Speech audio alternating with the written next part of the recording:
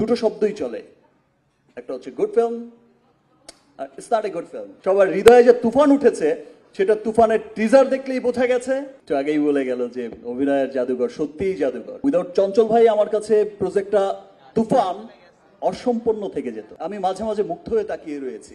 Wow, আমি এই chance কখনো মিস করি না।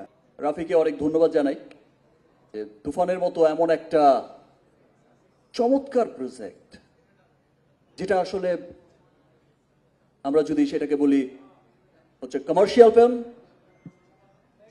এক সেন্সে দেখবেন কমার্শিয়াল ফিল্ম, আরেক সেন্সে আপনার মনে হবে it's a beautiful classic film.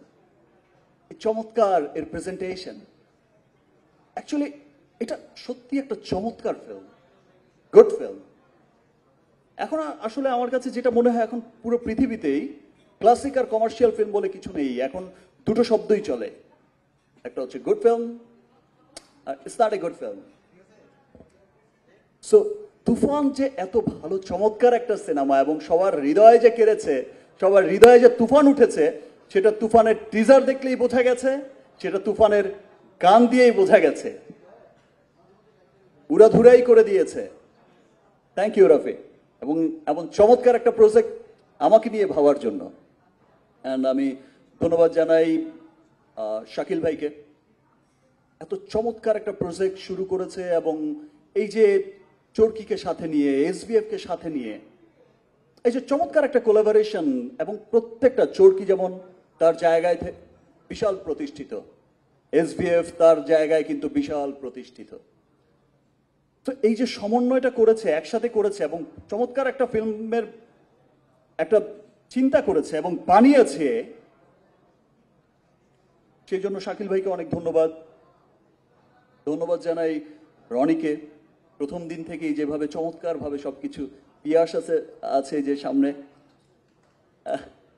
আর সামনে যারা বসে আছে, আমাদের ডিওপি তাহসিন, আমাদের আর্ট ডিরেক্টর শিহাব, আদনান, তুমি তো ফাটিয়ে দিয়েছো। এনিওয়ে, তুমি আর টাকা টাকা চেয়েও না এই ছবিতে, বিকজ এই ছবির পর থেকে তুমি কিন্তু আর্টিস্ট হয়ে যাবে। তো তোমার কিছু দেওয়া উচিত রাফিকে। তারপর সান, আমার কস্টিউম ডিজাইনার, আমার মেকআপ আর্টিস্ট সবুজ, রাকায়েত ভাই যে সামনেই দেখতে পাচ্ছি, কি চমৎকার। আসলে আরো যে কত ভালো ভালো সমন্বয়ে তুফান হয়েছে, সবাইকে আমি অনেক ধন্যবাদ জানাচ্ছি। সবাই সবার জায়গা থেকে এত বেস্ট কাজ করেছে, সেটা তুফান না দেখলে কেউ বুঝবে না। আমি ধন্যবাদ জানাই চঞ্চল ভাইকে, জাদুঘর বলে, একটু আগেই বলে গেল যে অভিনয়ের জাদুঘর সত্যিই জাদুঘর। আর চঞ্চল ভাইকে ধন্যবাদ এই জন্য জানাই, চঞ্চল ভাইয়ের সাথে তো আমার একটা আলাদা বন্ধুত্ব, একটা সুন্দর একটা ভ্রাতৃত্ব, এটা তো আছেই। আমরা অফিস রাফি তো বলেছে, সবাই জানে। বাট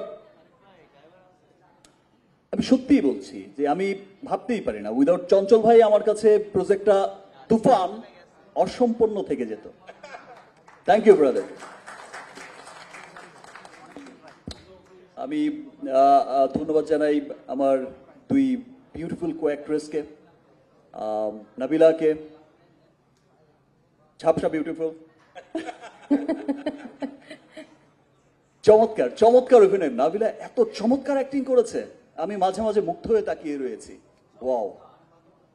আর আরেকজন যিনি আছেন মিমি, মিমির কথা তো আর বলার কোনো অপেক্ষাই রাখে না।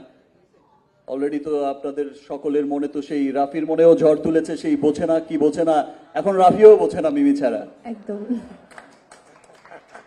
এনিওয়ে, সো সকলের মন জয় করা সেই মিমি আজকে সকলের সামনে এবং এত চমৎকার কাজ করেছে, সেটা আমার মুখ থেকে আর বলার, এই সমস্ত কথা আমার আসলে মুখ থেকে বলার কিছু নেই। কারণ এটা এখন আপনাদের মাধ্যমে বা এই যে ইলেকট্রনিক্স মিডিয়া, সোশ্যাল মিডিয়ার কল্যাণে কিন্তু সেই বিষয়টা সবাই কিন্তু দেখছে। আমি কদিন আগে আমার ব্যবসায়িক প্রতিষ্ঠান হার্লেনের র্যাম্প শোতে হেঁটেছি, বহু বছর পর, হয়তো বা আমি একটা 12-14 বছর পর র্যাম্প শোতে হেঁটেছি, আমারই ব্যবসায়িক প্রতিষ্ঠান রিমার্ক হার্লেনের।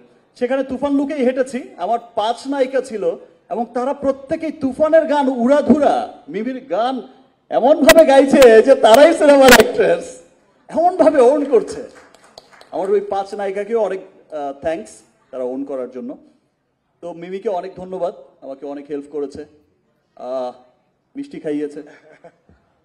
আমি এই চান্স কখনো মিস করি না, আমি কখনো মিস করি না আপনাদের সাথে কথোপকথনের, আমি কখনোই মিস করি না আমার ভালোবাসার মানুষদের সাথে ইন্টারাপ্ট করার, ভালোবাসার আদান প্রদান করার।